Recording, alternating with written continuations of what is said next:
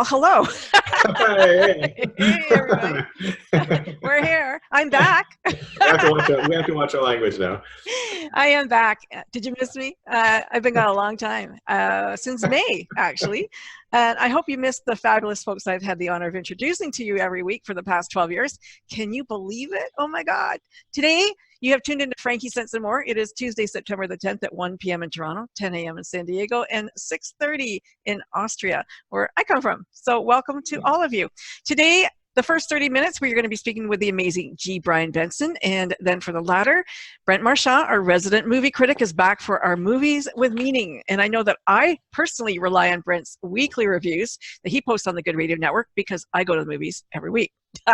So lots have been going on in the world, hasn't there? The Good Radio Network is always looking for ways that we can help because we are radio that does a world of good.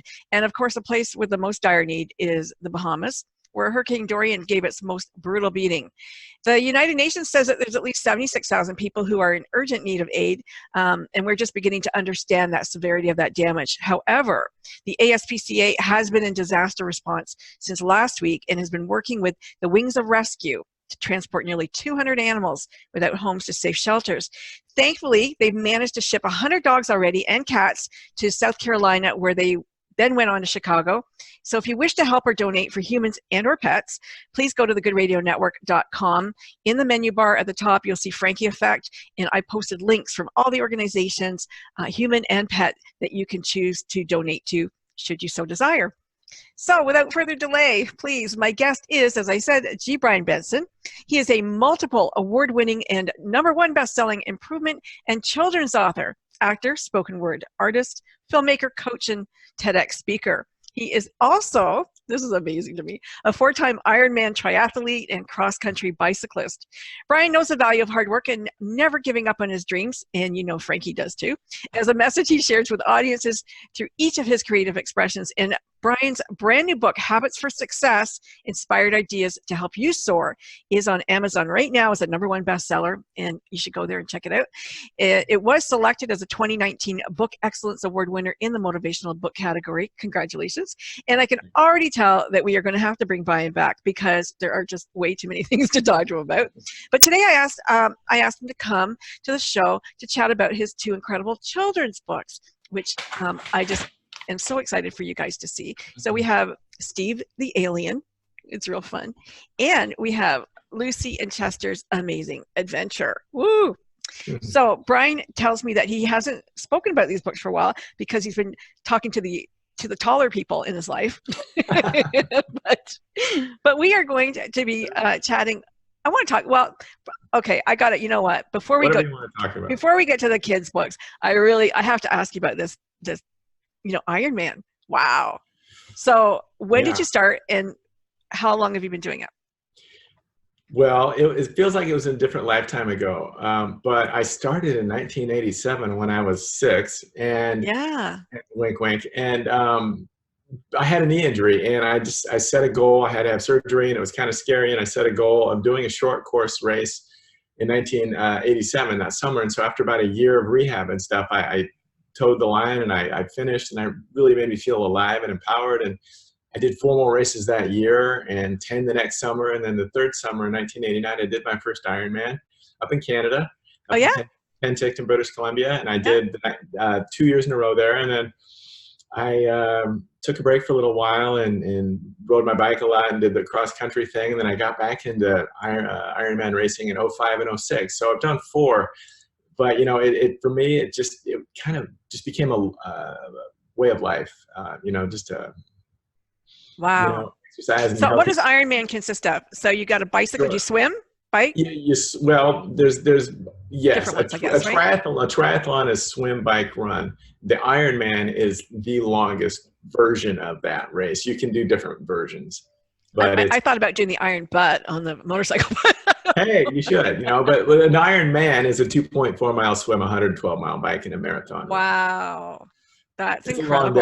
It's a very long day. You are in incredible shape. Holy. Well, you have been. Yes. I mean, I still am okay, but yes, I don't train like that anymore. No. I just like to hike. You told me, I'm pretty sure that you left a family business to reinvent yourself. How long ago was that? 10 years ago. Okay. So you reinvented yourself as an actor, author, TEDx speaker. It's still evolving. Yeah. I honestly did not know what I was going to do when I left. None of this things that I'm doing now was on my radar at all. And I ended up having to stay an extra year after I told my dad I was going to leave because we decided to sell it. And so that kind of was hard for a while because I really wanted to hit the road, but it turned out to be a blessing in disguise because that's when I accidentally wrote my first book. And accidentally. Well, I've always tried to be the best version of me, and I was feeling out of balance. So I sat down one day and just decided to come up with 5 things to help me stay in balance during that time period. Wrote them down, put them on a piece of paper, and stuck it in my wallet, and it helped me. So much so that my intuition started saying, why don't you expand the list and write a book? And so it just kind of poured through me in about a month and a half. Wow. And it's a simple little book on a whole bunch of different ways to stay in life balance. And it won a couple of awards, which totally shocked me, but didn't sell very many books initially because I didn't know how to market a book 10 years ago. And it's still a pain in the butt to market books. But and I was afraid to speak in front of people. So right after I left, I ended up moving to Reno, Nevada to be near my son, who was just entering high school about 30 miles away in the Tahoe area. And just started to reinvent myself. And I knew that if I wanted to share the message of the book, I needed to overcome that fear. So I just started doing community college speech classes and Toastmasters, and I created a workshop for the book, and I hired someone to co-host an internet radio show with me. And I took an acting class, all just intuitively feeling that they would help me. Not really having any idea, knowing where that they would lead. But one thing led to another, and every time I stepped out, another door opened and another opportunity kind of happened, and it just kind of, made me feel alive or empowered, and I just kept following the intuitive breadcrumbs. Yeah. So that's interesting. You started your Ironman between my children when I was having my kids. Nice. And you know what I forgot to do? I forgot to look at your book here and see. Do you remember what year Steve was published? 2016. Oh, 2016. So you're how many kids do you have? I just have one son. He's 25 now. One son is 25. So in 2016, he didn't really need Steve the Alien book. No. Who did you write for? Well, it's funny. There's lots of lessons here. I started writing Steve and I have a whole bunch of other kids' books that I've written when I was at the family business. I just never planned on doing anything with them. For me, it was just like a mental exercise to come up with an idea, and they all rhyme. So it's like putting a jigsaw puzzle together to make it really work correctly. And I had a bunch of these stories, and Steve actually, I started writing in 2004, I think, and got stuck halfway through, shelved it for about 3 years, came back to it, finished it. When I moved to Reno, I met a guy there who was working for a company that made moving picture apps for children's books. And I signed a contract to have them do 5 of my stories. They were starting to work, and the artwork was amazing, and then they ran out of money. And so that got shelved. I asked to be released my contract, and I was. And then finally in 2016, I said, you know what? I have the energy. I feel like I'm supposed to birth this book, so I just self-published it. Yeah, and I should say illustrations by Paul Hernandez, because wow, how fabulous is he? Paul's amazing. He did both of my books, and he's done some other stuff for me too. And where did he come from? How did you find him? Well, I went on Craigslist and put a post, and I got probably 40 or 50 responses from people all over the world. And Paul was here in LA. Wow. And we connected, and felt like I could work with him, and it's been great. Yeah. And I love the continuity that, Steve shows up. Yeah, that was Paul's idea on that one page. Yeah, that's fun. Thank you. Yeah, you caught that. Not everybody catches that. I mean, you know what? As a host, I have to say, maybe it's because I'm an author. I don't know, but I think it's really, really important as a radio host to read the books that your guests write. Well, I really do. I mean, when I train people to do this, I go read the book. It's not always easy because some are long and we don't have a limited amount of time. But I mean, a kid's book, it's a no-brainer. No, I read all of them. I don't care. I read a 750-page book. You know what? It doesn't matter because that's impressive. You can lead them. If the more I know about you beforehand, the more I can lead you through. Because especially if you go, I don't know, what do I do? Yeah. But you're a speaker, so I don't have to tell you that. And Toastmasters, good for you. I need to join Toastmasters again because they are so fantastic at really, helping. And I joined it many, many years ago and found it very invaluable. And it was a good first place for me just to have an yeah, audience and just to make mistakes and stuff. And yeah. So you've got a bunch of kids' books that could be turned into little videos and little yeah, I probably shorts. have 5 or 6 that are strong enough, I think, to do. Yeah. So I think it's kind of important that, Steve the Alien Message, there's a lot of aliens in the world today, according to Trump. And, there's the message is from your perspective, the message, from my perspective, it's like diversity and sharing and liking people and just being open. And I mean, how sweet was that little boy to give his shoes and, because he was on a scavenger hunt. Yeah. And so that's a really beautiful message for today. And kids need to learn the value of sharing. What age group did you think that you wrote for? Any idea? When I was writing it, I didn't even think about age group, but I think, now, I think probably first, second, third grade is where they fall. Yeah. And so do you have siblings? Brian, do you have siblings? Yeah, I'm the oldest. I have a sister that's a couple years younger and a brother that's 5. Do you have kids? My sister has 2 girls, yes.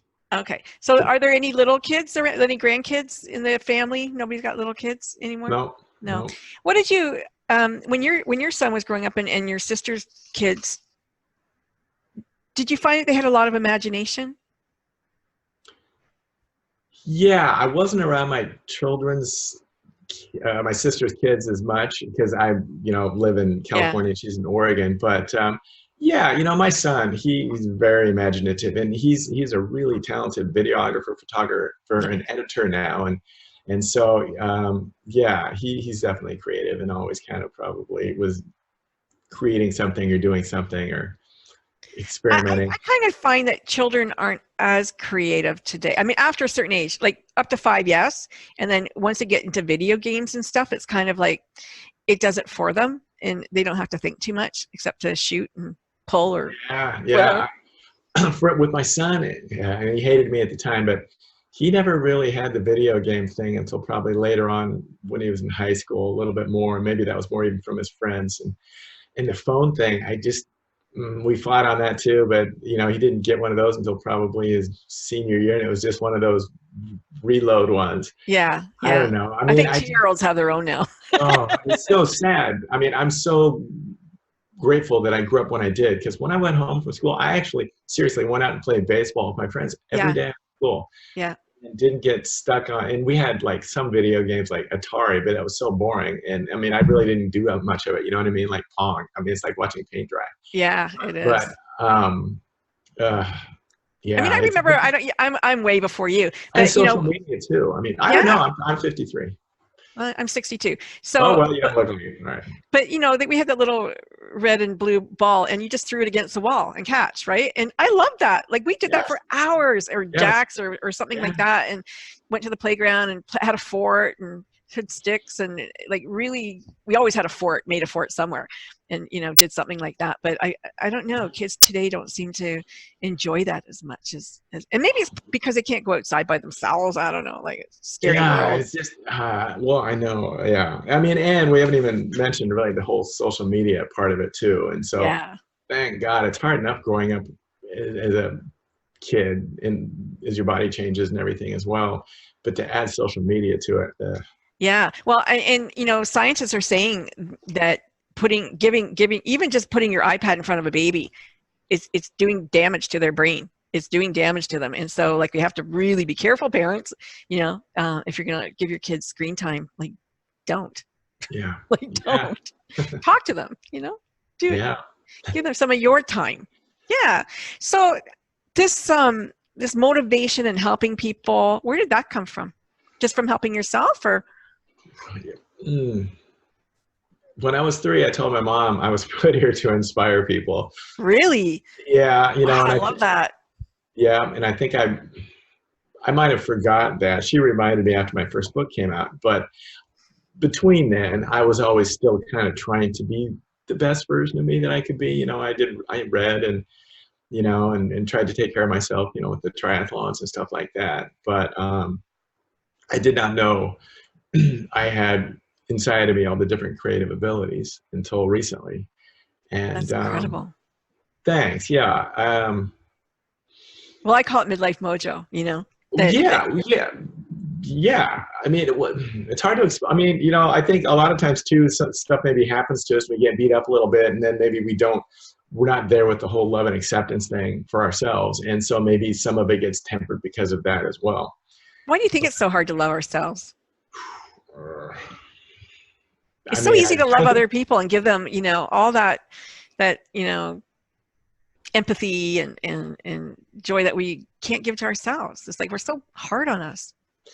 Yeah, I mean, there's so many different reasons too. Everybody just grows up differently and maybe has a different experience that maybe kind of smacks them or scars them, and it just kind of sticks there for a while or forever. Hopefully not. Yeah. But you know, we're all here to learn and grow, and I think the most difficult thing that we have to do for ourselves is to learn how to love and accept ourselves. And you know, I'm no different. I've had to work on that as well. And I think some of the things that I've done, well, all my books, and you know, they're just me sitting in the observer's perch, kind of observing my own self-growth and self-awareness process. So as I try to share, it's healing for me, number one, and hopefully it helps other people too. I mean, we all want to try to be the best version of ourselves, I think, you know, the most authentic version of ourselves. And a lot of times we just need to be given permission. So I feel like I was put here just to help other people, give them permission to do the same thing. Interesting. Yeah. Ditto.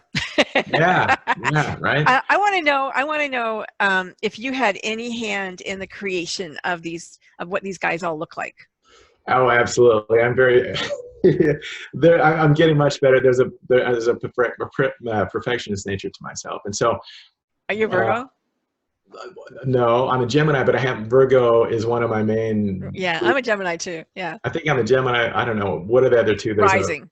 So I'm either Virgo rising, a Sag ascending, or something like that. So okay. There's definitely Virgo in me because I'm very organized and very just on task, reliable. So perfectionist.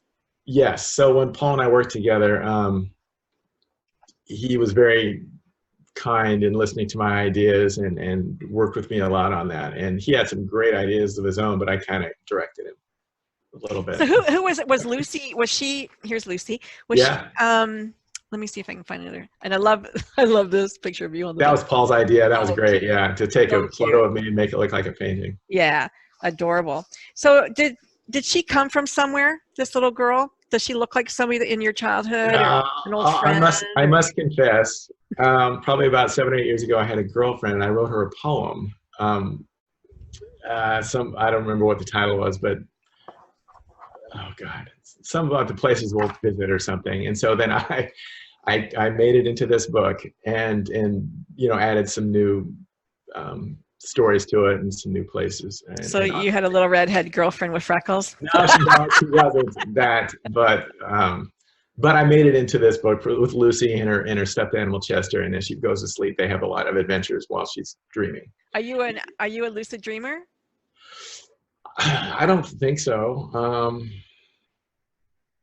It'd be interesting. I'm open to that. I think you probably have to do a little bit of work to maybe kind of hone that skill. And I wouldn't say that I'm lazy. It's just no, I can tell you're not lazy. Much bandwidth, and I mean, I'm an introvert too. I mean, I'm an outgoing person, but I need a lot of downtime, and I can only have so much energy, and so yeah. So if somebody was to ask you, they go, "Oh, you know, Brian, like you can do it. You know, you can do it, right? You've got, but I can't do it because I don't have what in me that you have in you." And would you say, well, you know, Frankie, can anybody be a triathlete? Can anybody do it? Where do those reserves come from? Where does that chatter come from in your head that makes you want to do it? You know do you know what I'm saying? Like the fuel to get you to the end. Sure. Well, I'm lucky. I have a lot of intestinal fortitude, and I think it's interesting. I'm not sure where all of it comes from. Some of it might have came from a place of needing to prove to others that I'm worthy. Some of it is just kind of just who I am, and it's part of my makeup, and it's part of my life's mission to be like that. But you're a coach now. So if you were coaching somebody and they said, you know, I want to do that, would you say yes? I'd say, of course, go for it. But then I might say, let's talk a little bit about this. Why do you want to do it? Because if we can identify some areas where they might get tripped up later on and run into some problems, or you know what I mean, or if they're halfway or just through anything. It doesn't have to be a triathlete. It just has to be right. difficult for other people that they perceive as difficult. Yeah. But maybe isn't. Well, ultimately, I'm here to help someone love and accept themselves. Okay. You know, get to that place. So to get there, it requires some stepping out of our comfort zone for sure. And I'm blessed that I've had the courage to do that. It's not always easy, but I did it. And the more that I did it, the more that I realized that I was going to probably land all right, and I wasn't going to make a fool of myself, what have you. And so sometimes it's just a matter of just getting that ball rolling and getting some momentum going with that person. And everybody's at a different level. So I would just try to, from a distance, not judge, but just try to probe, see where they're at in that process. And then just kind of start with where they're at. And you know, maybe someone would be able to finish an Ironman. Someone that might not be a very good goal, you know? Yeah. But, you know, for whatever goal people have, a lot of times people tend to just to miss the mark right at the very end. Like they're almost at the finish line and then they just drop the ball, you know? Or just kind of get tired or say, you know what, this isn't worth it. I've been busting my head, you know, butt for so long. But they're just right there. I mean, you take one more step and it just like everything's there for you, right? I know, but sometimes you just can't see it no matter what. I mean, I've felt like that more than once. Yeah. Yeah. I mean, I've sacrificed a lot the last 10 years to do what I've done. And was it a sacrifice though?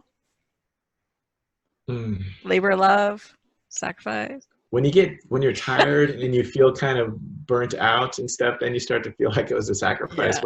When you're flowing and you got, you know, the creative ideas honing. But like when we take stock of your life, and when I read your introduction, it's like, holy crap, man, look at all the stuff you got going on. I didn't know who that person is, because that's not who I see myself through my lens. You know what I mean? Yeah, I do know what you mean. I'm proud of what I've done, but sometimes I need to just stop and reflect. Like, I read my books again this morning. I'd read them for probably a year. Yeah. And it was really nice. I felt very proud, and I needed to recapture some of that feeling, because I can get burnt out and I can get kind of low sometimes just because I'm always going. And I do a pretty good job of staying in balance, you know, and implementing those things that I know that will help me. But it was a good reminder. So is it easier or harder to write a book for children? Boy.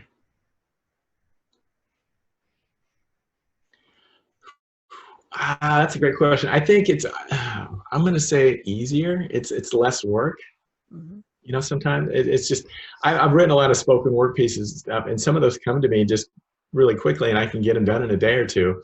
You know, it's no different than a kid's story, because they're rhyming as well and what have you. So, you know, my Habits for Success book, I had 3.5 months to do that, and I just kind of locked myself up last spring. What if I challenged you to take your Habit for Success book and made one for kids, because it starts young?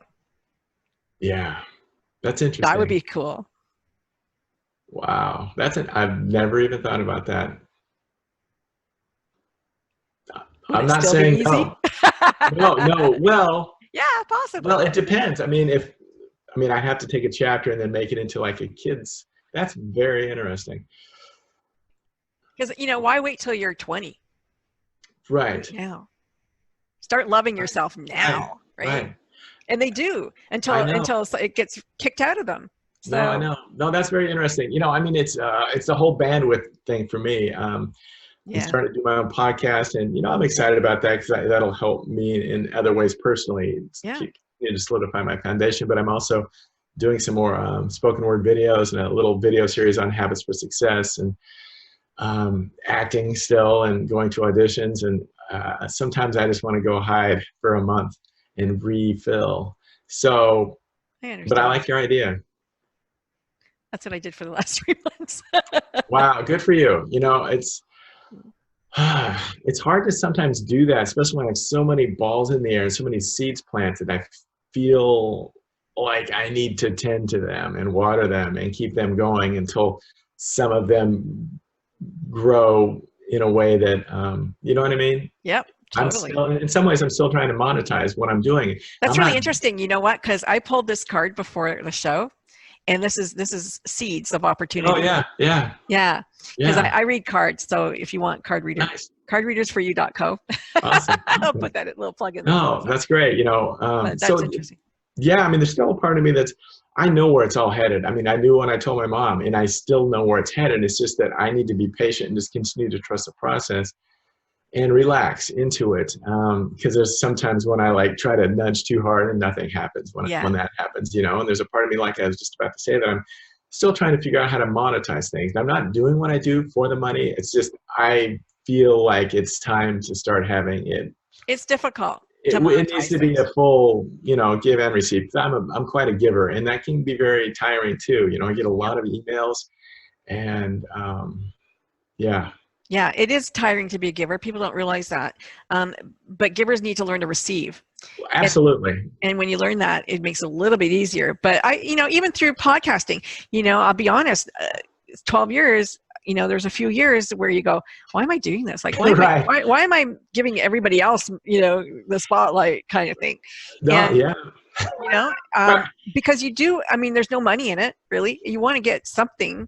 And it's not that you're doing it for something other than the love of it, but you still. Just enough to kind of continue to, I have so many wonderful ideas and things I want to do, but it just takes money too. Most of what I'm doing, I put it out there and haven't received back, and that's okay. It's helped get me to where I'm at too, and I'm proud of what I've done. Yeah, yeah. But there's times like I was sick the last week and a half, and when we get sick, it's a great time to really kind of feel sorry for yourself and go, what the hell am I doing with my life and everything, and everything's fine and perfect. It's just that I'm ready to receive. Right, so, and it's going to happen. To balance it out. It's going to happen because I pulled that card. See the opportunity all around you. I appreciate that. There you go. So excited. Yeah. Wow. What would you like to leave everybody with? Well, let's go to your website for one. Do you want to give it out? Oh yeah, sure. gbrianbenson.com. Is there a dot between the G and the nope. Brian? No. Okay. Nope. And you can learn about all the different books on there. Yeah, and there's a whole bunch of videos and other fun stuff too. Just be yourself to free yourself. That's the thing that I've been working on my whole life, to really get into that place of just comfortable. I like that. Be yourself for yourself. Being me, and so. Nothing better than being you. No, and just remember that we are enough just with who we are and what we have to work with. And once we get to that place of accepting who we are and what we have to work with, everything else just falls into place. I really believe love yourself and everything falls into place. I love that.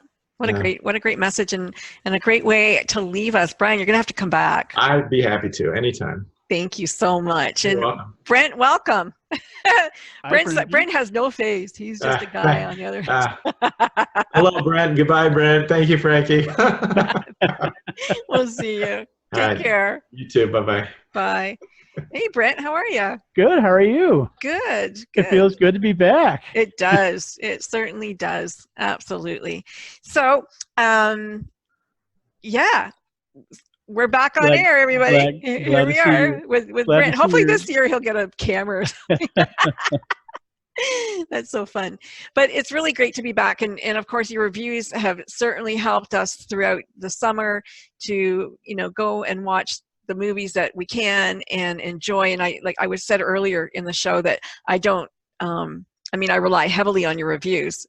And so it's really important for me to read those and go see those great movies. Well, I must admit that it's been a little challenging in 2019 because this has not been the greatest year for movies in a long way. It hasn't. It's been excellent for documentaries. And there's been so many that, there's almost too many to cover.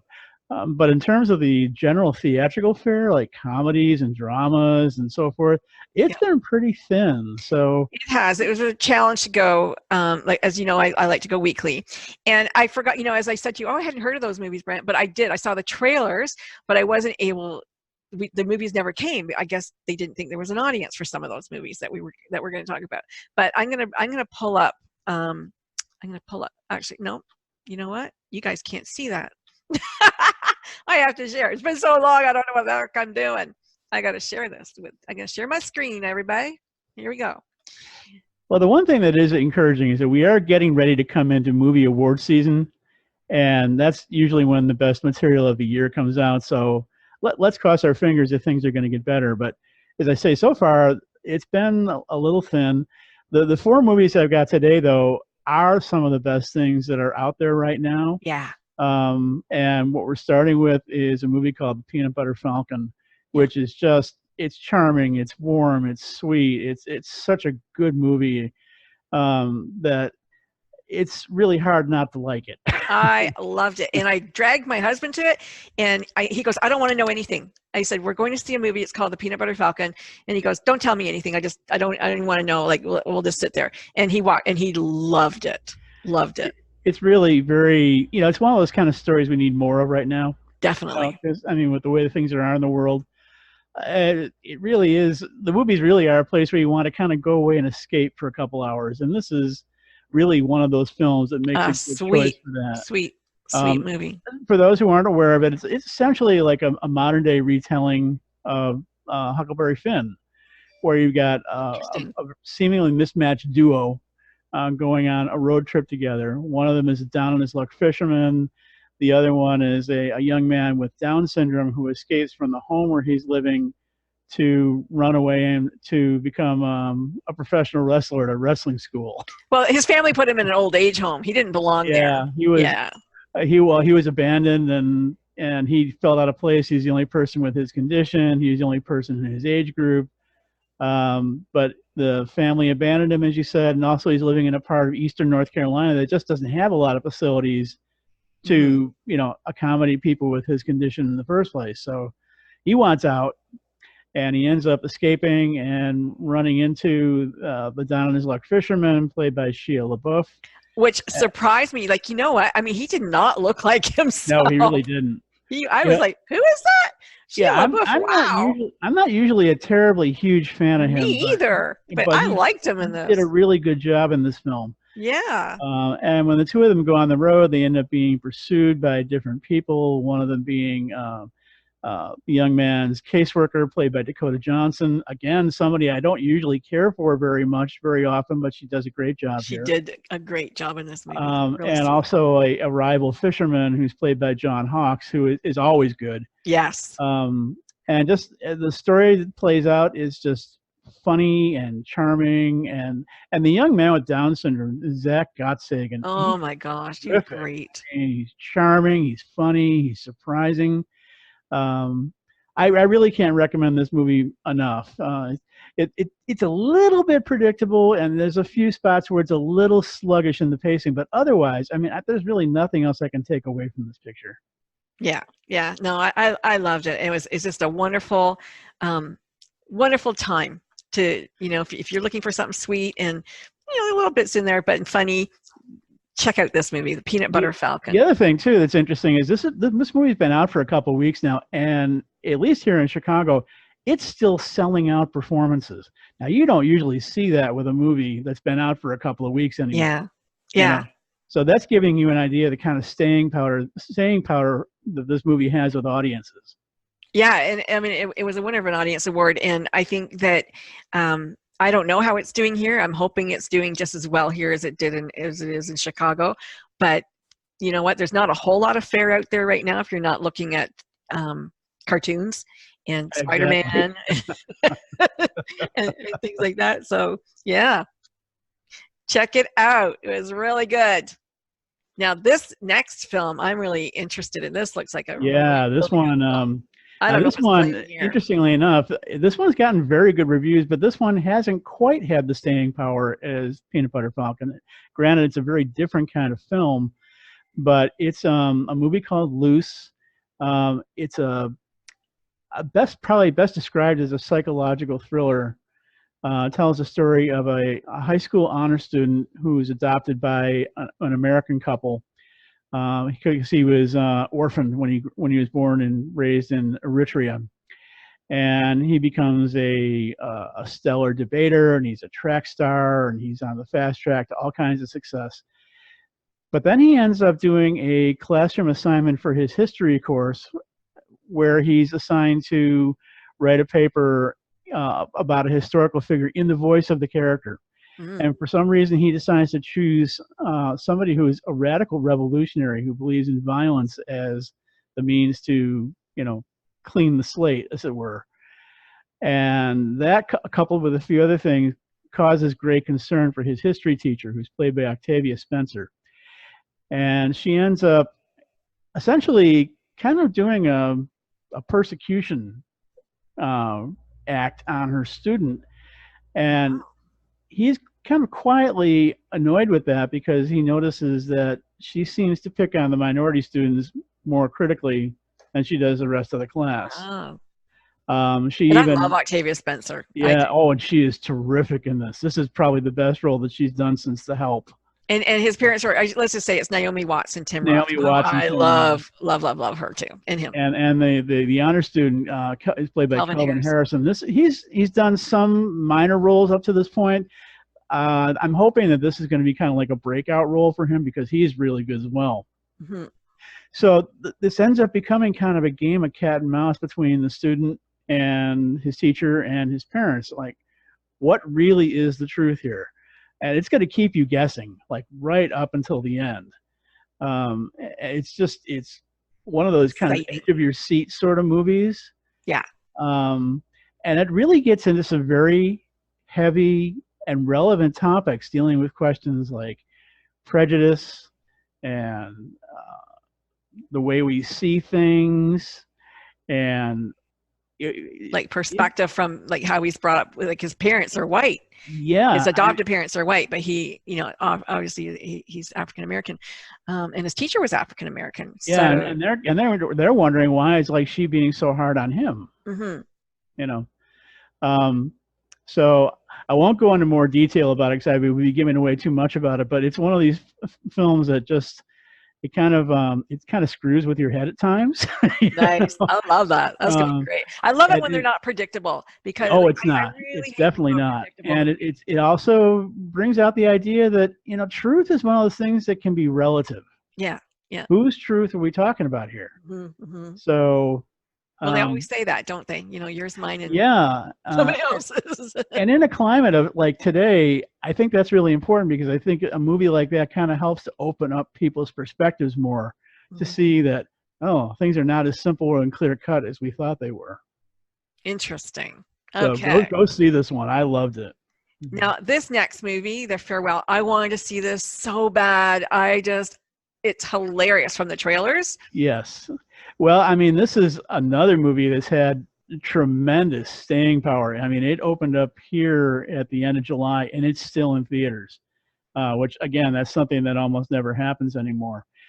This tells the story of an aging Chinese matriarch who she's diagnosed with stage 4 lung cancer.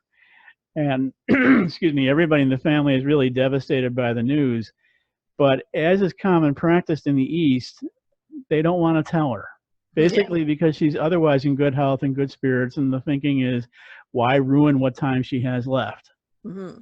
So the family ends up gathering for a wedding of one of her grandchildren. And everybody is struggling to keep mum about what's going on. They have long faces. She's in a great mood, and she's looking around saying, what's wrong with all you people? Yeah. And they're doing everything they can not to spill the beans. That's kind of made more challenging by the fact that one of the granddaughters, played by Awkwafina, who is absolutely terrific in this, she grew up in America and is really uncomfortable with her grandmother being kept in the dark. She comes from a Western background and really believes in the idea of full disclosure. So everybody's kind of got their eye on her as well to say, is she going to spill the beans, or is she going to, is she going to keep play with, join the program here? So it makes for a comedy of errors in so many ways that, they're gathering for what is supposed to be the wedding, but it's really their chance to all get together to say their goodbyes in their own quiet way. I love that there's another Asian movie. Yes. You know, it's all Asian, and they're really starting to shine in the film industry. I mean, I've always loved Chinese movies, always, and I watch them, you know, with subtitles. But this new kind of, you know, Asian fare that's out right now, I love it. I love that, the diversity. Well, it was nice to see when Crazy Rich Asians came out last year, and she was in that too. Yes, wasn't, yeah. It was nice to see that get a lot of attention, but that movie was pretty. It was very formula, very commercial in a lot of ways. This is much more like an independent comedy. Mm-hmm. It's a lot more nuanced. It's a lot more sophisticated, I think, in its approach. But Crazy Rich Asians was beautiful. Like, yes, it was gorgeous to look at. Gorgeous to look at. This one, it might not be filmed as in such a, you know, cinematic way as its predecessor, but it's very smartly written. It's very funny, and as it says in the movie poster, based on an actual lie. It is based on an actual lie. That's so funny. The director's experience with her own grandmother. Yeah. So this one, like I say, is still in theaters in a lot of places. If you have the chance to go see it, definitely go see it. It will make you laugh. It will make you cry. It just gives you the whole gamut of emotions. And it's one of those movies that you feel very strongly in your gut when you're watching it. Yeah. I'm excited. I can't wait to see it. And the two principals in the movie, Awkwafina and Xu Zhanzhu, who plays, I hope it didn't good for you destroy that. He plays the grandmother. Yeah. They're both receiving awards buzz. Nice. And I hope that it comes through because they're both so deserving of it. It was such a heartfelt performance by both characters. Love it. I like to see good people get what they deserve. Yes, absolutely. And lastly, we come to one of those documentaries that I was talking about earlier. This is a film called Love and Tosha, which is about the life and times of the actor Anton Yelchin, who sort of came to notoriety for his role in the reboot of the Star Trek movies, playing the Starship Enterprise navigator Ensign Chekhov. Mm-hmm. He was really quite a talented and multi-talented performer and artist and musician, and he just had so much to offer. And he was tragically killed at age 27 when his vehicle started running down the driveway at his house, and he was trying to stop it, and he ended up getting caught between the vehicle and a security fence, and it killed him. I didn't know that. Yeah, it was really a tragic freak accident, and it really snuffed out the life of somebody who had a lot more left in the tank. As so often is the case. Yeah, but the thing that was really quite amazing is he was doing this also all the time while battling cystic fibrosis. Oh, wow. I didn't know that. And again, in the course of his short career, he made almost 70 movie and TV appearances. Holy. Which, yeah, I mean, he's so incredibly prolific. Did a couple of albums with his band, and I guess he wrote a book, and he was... I mean, he's been gone, how long? He's been gone a long time. He's been gone a couple of years. I think it was 2016 when he died. Oh, was it? Yeah. Oh, okay. Yeah, And, I thought it was longer than that. And he was getting ready to direct his first movie. I mean, he really had a lot left in the tank. But this film is very much a loving tribute to what he did accomplish.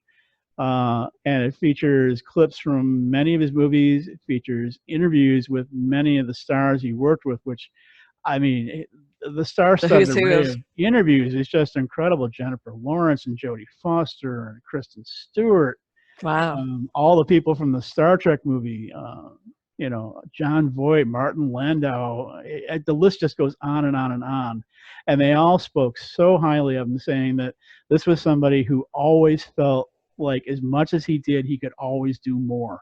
I love that. And he was not about to let his limitations hold him back in terms of doing what he wanted to do. He just kept carrying on. So it's a movie that really drives home the point that, you know, if you're sitting back and looking at somebody doing something saying, gee, I wish I could do that.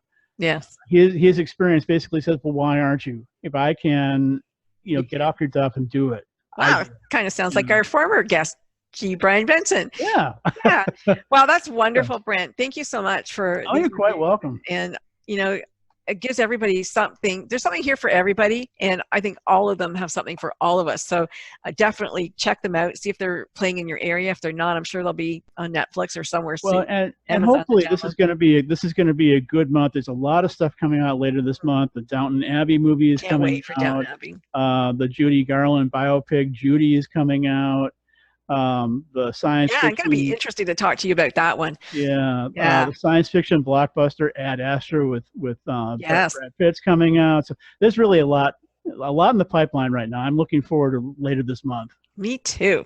All right. Well, we'll be back soon, and we'll definitely be back next week. And Brent will be back at the end of the month to give you some more reviews, more movies coming up. So, stay tuned to us. Thank you, Brent. Great to be back on air with you. And good to be back. All of you, we'll see you later. Going to go off Facebook Live now. All right, and let me stop.